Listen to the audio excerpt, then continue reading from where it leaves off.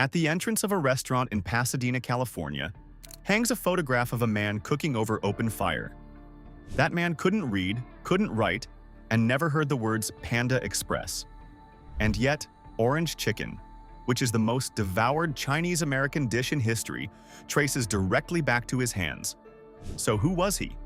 The answer involves a civil war, a Kansas cornfield, a rocket scientist behind a cash register, and a death so cruelly timed it built a $7.5 billion empire.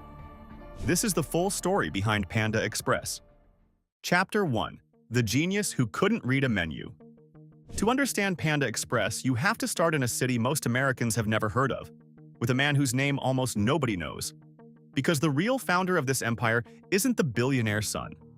It's a man who couldn't even read the menus of the restaurants he cooked in. Yangzhou sits on the northern bank of the Yangtze River, and it happens to be one of the most food-obsessed cities on the planet. A place whose culinary traditions stretch all the way back to the Sui dynasty, and whose chefs train in knife work so precise that it gets described in poetry with cuts thin as paper and slender as thread. In 2019, UNESCO designated Yangzhou a creative city of gastronomy, a status that only 4 cities in all of China hold. Ming Tsai Cheng was born just outside that city, but on the wrong side of its gates. He didn't come from Yangzhou's educated culinary elite. He came from the farming peasantry in the surrounding countryside, and he never spent a single day of his life in school. He entered kitchen work as a child out of pure necessity, and everything he ever learned about cooking, he learned the hard way, by watching other men's hands, copying their movements, burning things, and doing them over again until they came out right. In a profession where skill announces itself directly on the plate, his illiteracy turned out to be no barrier at all, because his hands did all the reading he would ever need. And then history detonated around him. His son Andrew was born in April of 1948, and within a year, the Chinese Civil War reached its catastrophic final act. In April 1949, communist forces captured Nanjing, the nationalist capital sitting just 50 miles from Yangzhou. And when the government collapsed, more than 2 million people fled to Taiwan, an island of 6 million that was still nursing its own wounds from decades of Japanese colonial rule. The Chengs were swept up in that exodus, carrying almost nothing except what Ming Tsai held in his memory. And here's a detail so ironic it almost hurts. When the People's Republic of China held its founding ceremony in 1949, one of the dishes served was Yangzhou fried rice, the most famous export of the Cheng family's hometown kitchen. The new government literally celebrated its birth with food from the very tradition it had just driven into exile, and that same tradition, carried inside one illiterate man's head, was about to quietly conquer America. But first it had to survive Taiwan, where Ming Tsai worked his way through the kitchens of Taipei, absorbing Mandarin and Sichuan, cooking through hands-on apprenticeship, and building a reputation dish by dish, until a hotel in Japan hired him as its head chef. In 1963, the family relocated to Yokohama, their third country in roughly 15 years, and it was there that Ming Tsai arranged a job for his teenage son at a restaurant in Yokohama's Chinatown. It was hot, thankless grunt work for a high schooler still learning the language around him, but it put Andrew Cheng inside the machinery of a restaurant for the very first time, watching his father command a kitchen from the inside. 3 years later, that teenager boarded a plane alone, with no money, no English, and no safety net, headed for, of all the places on Earth, rural Kansas. Speaking of going the distance on nothing but stamina and your own 2 hands, keeping your body in the game is everything, and that's what pulled someone on our team to the Pulse R8 Smart Ring. It tracks your heart rate, your sleep, and your workouts straight from your finger. A week on a single charge, 100 days with the case, and it's fully waterproof.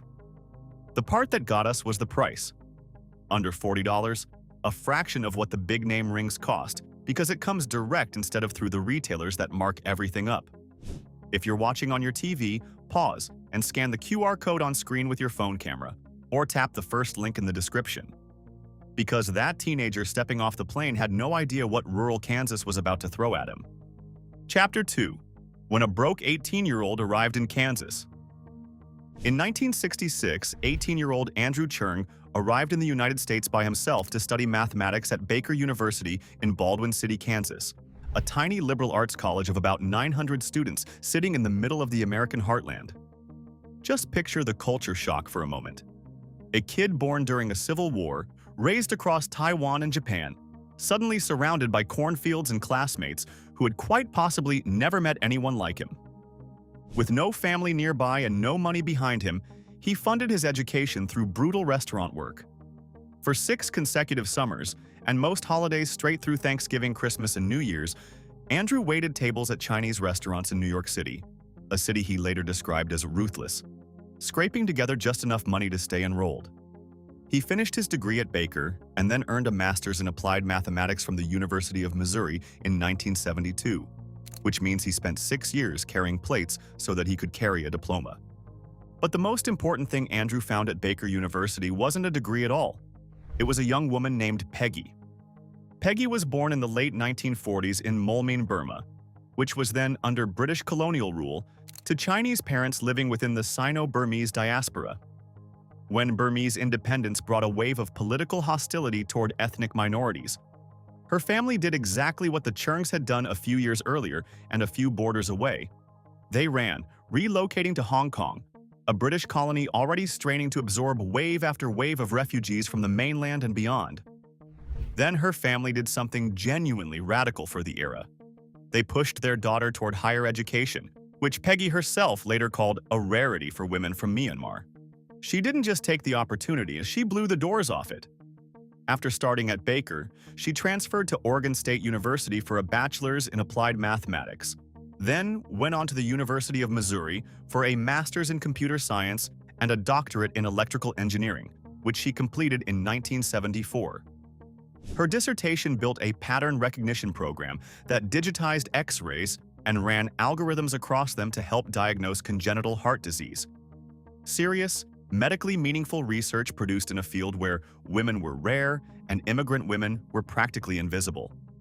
After graduating, she joined McDonnell Douglas, where she spent her days coding battlefield simulators for the U.S. Air Force, then rose into software management at another technology firm.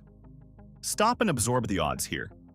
2 kids displaced by 2 completely different geopolitical catastrophes, one fleeing a communist revolution, the other a collapsing colonial order. Somehow both wash up at the same 900-student college in rural Kansas, and they find each other. Different wars, different continents, the exact same story of dislocation. Peggy was now on a clear trajectory toward a senior career in American aerospace and defense, and she was going to walk away from every last bit of it. But before she did, Andrew had to make a $60,000 bet, and then watch it nearly die right in front of his eyes. Chapter 3. Salt on the Sidewalk. After finishing his master's, Andrew moved to Los Angeles to manage his cousin's restaurant for $800 a month, and the arrangement curdled quickly. Serious disagreements between the 2 men made the situation untenable, and Andrew decided that if he was going to grind this hard for a restaurant, it might as well be one with his own family's name on it. So he borrowed money, stacked it together with a small business administration loan, and assembled roughly $60,000 in total capital. On June 8, 1973, Panda Inn opened its doors at 3488 East Foothill Boulevard in Pasadena, and the staffing plan was beautifully simple. It was everyone. Andrew worked the front of the house. His father Ming Tsai, finally cooking in a restaurant the family actually owned, ran the kitchen. His mother, his brother, and his sister all pitched in as well, all of them working for free and refusing salaries until the restaurant could stand on its own, while the whole family squeezed into a small 2-bedroom apartment nearby. Andrew's confidence going in was absolute.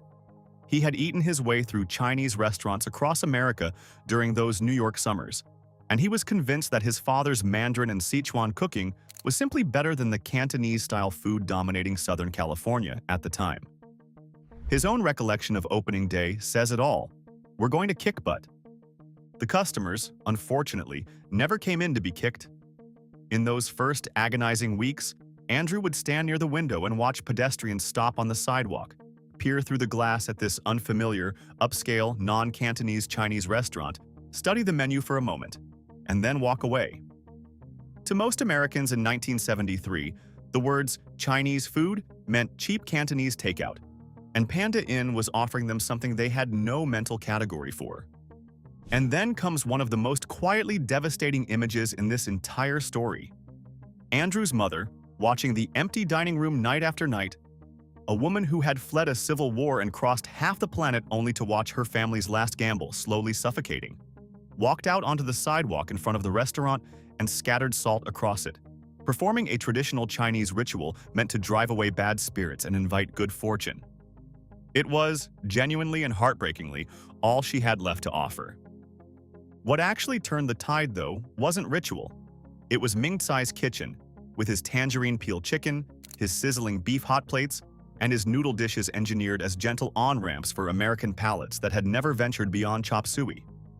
It was food rooted deeply in Yangzhou and Sichuan tradition, but translated with just enough accessibility to win converts one table at a time, and slowly, painfully, over 8 long years of grinding effort, Panda Inn grew into a genuinely beloved Pasadena institution. The free labor was finally over, the desperation was finally over, and Ming Tsai was at last cooking in his element, in his own restaurant, on his own terms, after a lifetime spent cooking in everyone else's. Which is exactly when the universe delivered the cruelest plot twist it had. Chapter 4. The cruelest timing in business history. In 1981, Ming Tsai Cheung died of cancer at City of Hope National Medical Center in Duarte, California. And even the basic facts surrounding his death tell you something profound about the life he lived. He was somewhere in his late 50s or early 60s, and even that much is uncertain, because his exact age was never publicly documented. Think about what that means. The founding genius behind what would become a $7.5 billion empire was a man who lived so far outside the world of records and paperwork that history isn't even sure how old he was when he died. And because he could never write, he left behind no cookbook, no letters, no memoir, and no archive of any kind, only his dishes, carried entirely in the memories and the muscle memory of the people who had cooked beside him. The timing of his death was almost unbearably cruel. All those years of working without pay, of 5 adults sharing a 2-bedroom apartment, of standing by the window watching strangers turn away, all of that struggle was finally behind the family. After a lifetime spent cooking in other people's kitchens across 3 countries, Ming Tsai got exactly 8 years in his own, and then he was gone. 2 years before the first restaurant carrying the Panda name into fast food would ever exist. 6 years before anyone would invent the orange chicken that traces directly back to his own recipe. And decades before tens of millions of Americans would eat food descended from his kitchen every single year without ever once hearing his name. Here is where this family deviates from every script you'd expect. When a family business loses its patriarch, who also happens to be the chef the entire operation was built around, the rational move is to contract, to consolidate, to protect whatever is left and ride things out carefully. The Cheungs did the exact opposite, and within months of Ming Tsai's death, they were preparing the most aggressive expansion of their lives, not because of some carefully crafted business plan, but because of a friendship, a football coach, and a shopping mall. And because in this particular family, grief and ambition have never once moved separately. Chapter 5. Grief, a football coach, and a food court.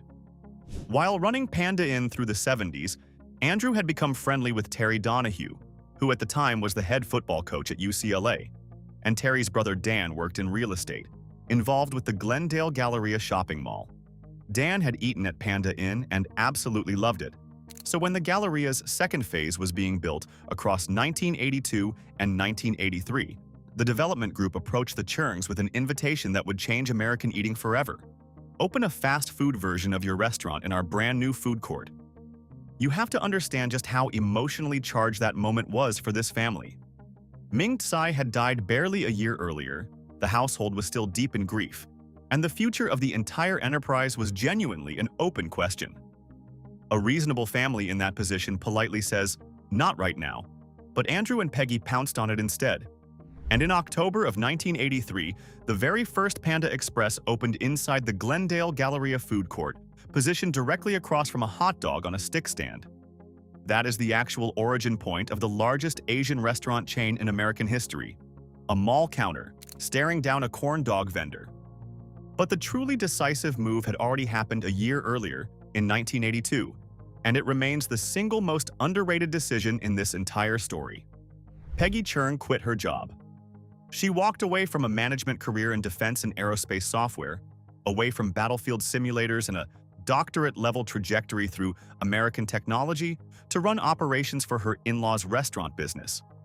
On paper, it looked like career suicide, and in reality, it became the single greatest competitive advantage Panda Express would ever possess. Because Peggy looked at the restaurant industry of the early 1980s, an industry that was improvised, manual, and run almost entirely on gut feel and paper tickets, and she saw a systems problem just waiting for an engineer. By 1983, she had built and installed what the Cheungs say was one of the very first point-of-sale computer systems used anywhere in the restaurant business. And her own memory of the rollout is delightfully honest. She admitted it was confusing at first, with nervous employees pressing all the wrong buttons.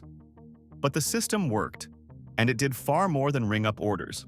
It tracked inventory in real time, anticipated when ingredients needed reordering, and generated data on what customers were actually buying and when, which amounted to restaurant infrastructure designed by a woman who, just months earlier, had been writing military simulation software for the Air Force. That invisible machinery answers a question most people never think to ask. How does one mall food stand become hundreds of identical ones without the whole operation falling apart? Because a PhD engineer decided her father-in-law's recipes deserved aerospace-grade logistics. Then, in 1987, inside a Panda Express kitchen in Hawaii, all of it, the recipes, the systems, and the grief, collided into a single dish that would quietly change the way America eats. Chapter 6. The Dish. He never tasted and the empire built on top of it. In 1987, an in-house chef named Andy Cow, working in a Panda Express kitchen in Hawaii, developed orange chicken, drawing its direct culinary DNA from the tangerine peel chicken that Ming Tsai had been serving since 1973. Trace that lineage for a second. A village outside Yangzhou, then kitchens in Taipei, then a hotel in Yokohama, then a struggling dining room in Pasadena, then a food court in Honolulu, with one recipe evolving across 4 decades and 3 continents into what is now the single most widely consumed Chinese-American dish in history.